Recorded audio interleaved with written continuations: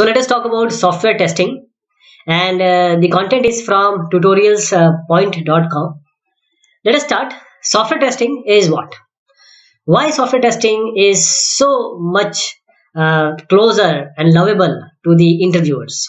Why testing is so important for the programmers, for the developers? Why software testing is being sought and sought after by the consumer? That why where you have done testing, how you have done testing, and what are the results of the testing? So software testing is the evaluation of the software against your requirements gathered from the users and the system specification. So this is against your SRS, but not only SRS. There are various type of testings. We'll see later in this discussion. So testing is conducted at the phase level in software development lifecycle, or at module level in the program code module level. So software testing, it comprises of two things. One is validation, the other is verification. So what exactly is validation and verification? Validation is a process of examining whether or not the software satisfies the user requirement, and how you can get the hold of user requirement, that is SRS what you have made, or the requirement specification document, or any content you have made with respect to the requirement. It is carried out at the end of the SDLC. Once the software development life cycle is complete, then you perform this validation. So if the software matches the requirement for which it was made, we say it has been validated. So validation, it will ensure that the product under development is as per the requirements of the user. Validation also answers the questions that are we developing the product which attempts all that user needs from this software. So validation emphasizes on the user requirements only. What about the verification? As we said, software testing comprises of validation as well as verification. So verification is the process of confirming if the software is meeting the business requirements and is developed adhering to the proper specification and the methodologies. Specifications and the methodologies. So validation ensures that the product being developed is according to the design specification. Verification answers the question, are we developing the product by firmly following the design specification? And verifications concentrate on the design and system specification. If you read Dr. Rajiv Mar's book, the definition of verification is that the phase wise or the step wise verification, that this phase is verifying, or the input to this second phase is being verified correctly. So different phases, the input or the output has been verified correctly. This is verification, but we'll go over this definition about the design specification, because once you make SRS, then what you make? You make design, then you code, then you test the code. So if this code is with respect to the design, or all these things which you are doing for development is conforming to the design, we call it that it is verified. What are the target of the test? See, we need to find the errors, fault, failure, and all these called as, when we find them, then we debug them. We don't say D error, D fault, or D failure. We conclusively call them debugging. So errors, these are the actual coding mistakes made by the developer. In addition to this, there is a difference in the output of the software as desired, what we desire in the output, and this is considered to be an error. While the fault, when the error exists, if error is there, it will lead to a fault. A fault, now it is known as a bug, is a result of an error which can cause the system to fail at any point of time. What is the failure? Failure is said to be the instability of the system to perform the desired task.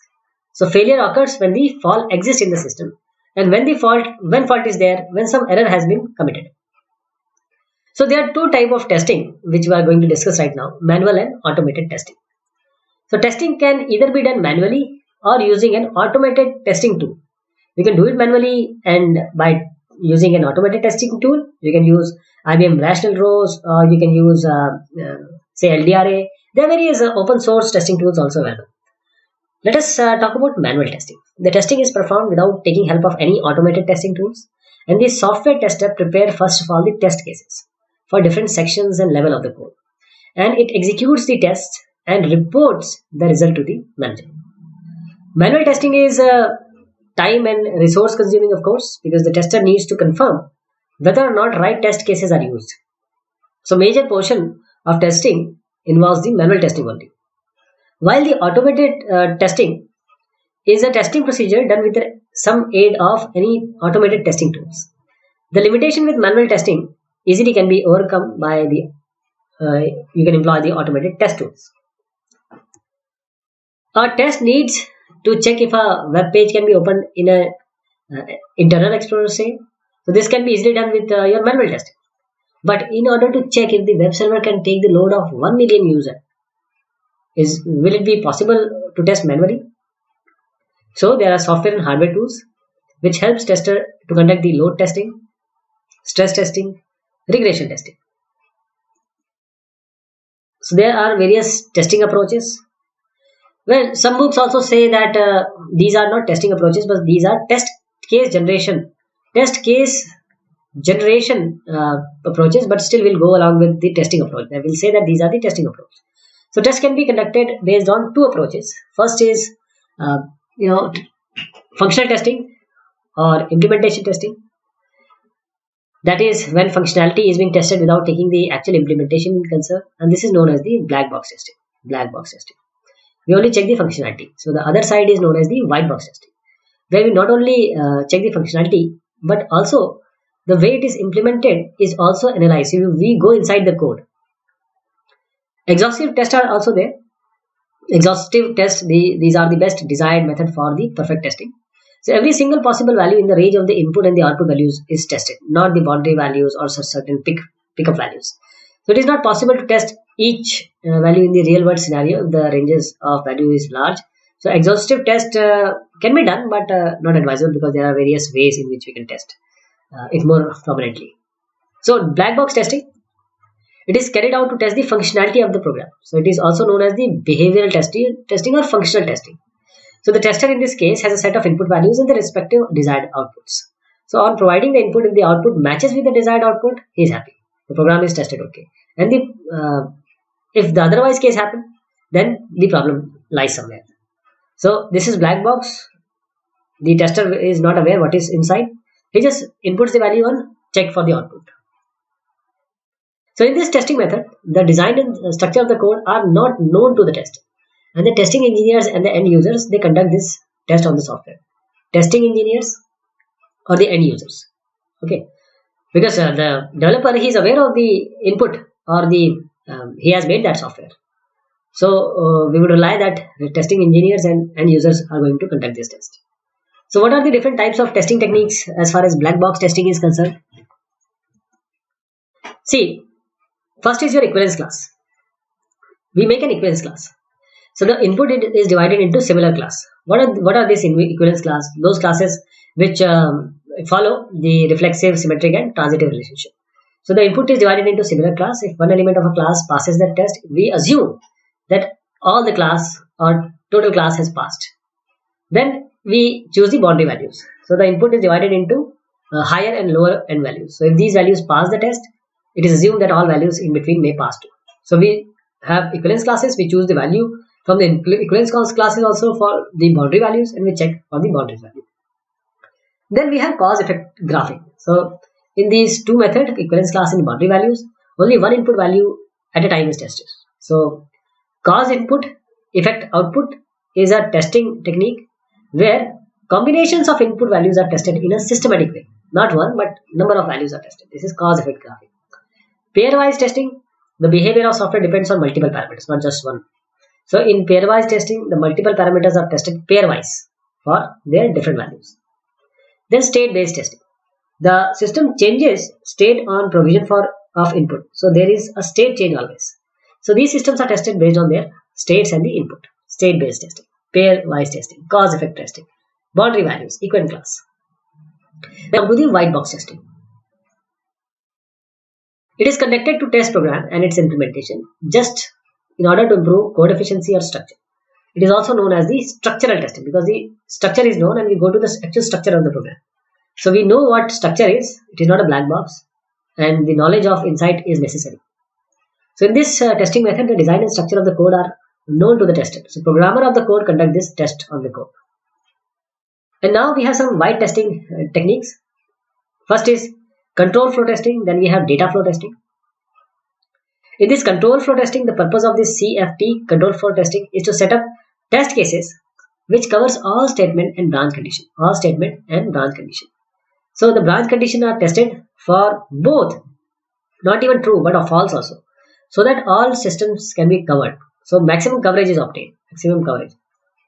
In data flow testing, this testing technique emphasizes to cover all the data variables included in the program. A test where the variables were declared and defined and where they were used and changed. So this is data oriented, this is control flow oriented of decision branch, etc. So there are various testing levels. So testing itself may be defined at various levels of SDLC. The testing process runs parallel to the software development. Parallel. So before jumping to the next stage, the stage previous is tested. It is validated and verified. So testing separately is done just to make sure that there are no hidden bugs or issues left in the software. So software is tested on various levels. First is your unit testing. While coding, the programmer performs some test on the unit program to know if it is error free. So testing is performed under white box testing approach because the programmer is doing, the code is known to him. And unit testing helps developer decide that individual unit of the programmer, they are working as per requirement and they are actually error free. Then comes the integration testing.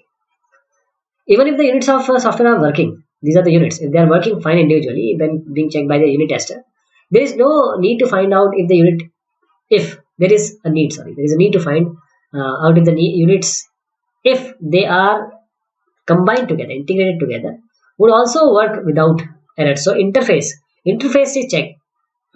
Different modules, their interfacing is checked, how they are interacting. So integration, for example, argument passing between them, data updating, etc. Then comes the system testing. Once integration testing is done, the software is compiled as product and then it is tested as a whole. So this can be accomplished using these tests: functionality testing, performance testing, security and portability. So functionality testing means it tests all functionalities of the software against the requirement. Functionality testing. Performance testing means this test proves how efficient the software is. It tests the effectiveness and average time taken by the software to do the desired task. And performance testing is done by means of, say, load testing and stress testing. Load and stress comes under the performance testing, where the software is put under high pressure, high user and data load under various environment conditions. Then comes the security and portability. These tests are done when the software is meant to work on various platforms and accessed by various number of persons. This is security and portability. Then comes the acceptance testing. Acceptance testing is what? When the software is ready to hand over to the customer, now it is ready. So it has to go through last phase of testing where it is tested by the user. Who? User. Interaction and response. So this is important because even if the customer, has presented you certain specification or a requirement, so even if the software matches all the user requirement and if user do not like the way it appears or work, it may be rejected. So the acceptance testing can be of two types: alpha testing and beta testing. Alpha testing, the team of developers themselves perform the alpha testing by using the system as if it is used in the work environment. So they try to find, this is over the shoulder testing also. While this testing is done while the user is on the shoulder, he is looking at the testing. So they try to find out how user would react to some action in software and how the system should respond to inputs. While in this beta testing, after the software is tested internally, it is then handed over to the user to use it under their production environment only for testing purposes. Now beta is given to the actual users or to the set of say loyal users. So this is not as yet you have not delivered the product as of now. So developers expect that the users at this stage will bring minute problems which were skipped to attend, which were not being oversighted, for instance. Then regression testing. When you update, change, make certain bug fixing with a new code, feature or functionality, it is tested thoroughly to detect if there is any negative impact of the added code. This is known as the regression testing. Then we come to the documentation part, testing documentation. So testing documents are prepared at 3 stages. Before testing, the testing starts with the test case generation. So we have following documents which are needed for reference. First is you have SRS document. This is the system requirement specification document. Okay. So these are functional requirement document also. Then we have test policy document. So this describes how far testing should take place before the actual release of the product. Then test strategy document. This mentions detailed aspect of the test team, responsibility matrix, right and responsibility of the test manager and the test engineer. Then the traceability metric or metric document. This is a SDLC document, which is related to the requirement gathering process. So as a new requirement comes, they are added to this matrix, and these matrices help testers to know the source of requirement, so they can be traced forward and back. Traceability metrics. This is the part of SDLC right now. So while being tested, the following documents may be required while testing. We know that before testing what is required. Now while testing you need test case document. So this document contains the list of tests required to be conducted. So it includes the unit test plan, integration test plan, system test plan, acceptance test plan. Then we have the test description. So this document is detailed description of all the test cases and procedures you need to execute. Then comes the test case report. So this document contains test case report as a result of the test. And test logs means this document contains test log for every test case report. Once your testing is done, then you formulate the test summary. So these are the documents that may be generated after testing. So this test summary is a collective analysis of all test reports and logs. So it summarizes and concludes if the software is ready to be launched or not. So the software is released under a version control system if it is ready to be launched. Then with testing comes the quality control, quality assurance and audit issues. So we need to understand that the software testing is different from software quality assurance and software quality control and software auditing. They are different parts. What is software quality assurance? These are software development process monitoring means by which it is assured that all the measures are taken as per the standards of the organization. See, the organization have laid down certain software quality guidelines or methods or assurance landmarks. So the assurance will say that all the measures they are taken as per the standards of the organization. So this monitoring is done to make sure that the proper software development methods were followed, which is what was decided earlier. Then comes the software quality control. In this software quality control, this is a system to maintain the quality of software product. So it may include the functional and non-functional aspect of the software product, so which will enhance the goodwill of the organization. So the system makes sure that the customer is receiving a quality product for their requirement and the product certified as fit for use. This is software quality control. Then software audit. So this is a review of procedure used by the organization to develop the software. So a team of auditors independent of the development team examines your software process, procedure, requirement and other aspects of the SDLC. So the purpose of the software audit is to verify and check the software and its development process, both confirming the standards, rules and regulations. Standard, rules and regulations. So these were some parts and overview of software testing. And if you understand it, then I hope that software testing will be more clear to you when you do actual testing. Thank you so much. Take care.